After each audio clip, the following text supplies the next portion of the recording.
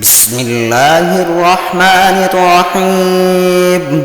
ألف لام ميم.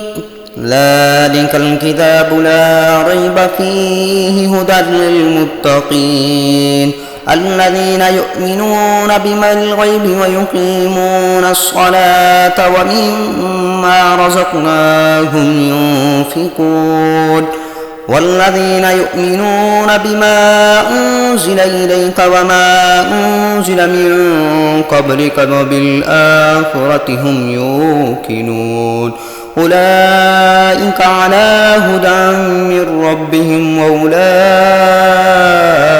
هم المفلحون إن الذين كفروا سواء عليهم أأنذرتهم أم لم تنذرهم لا يؤمنون ختم الله على قلوبهم وعلى سمعهم وعلى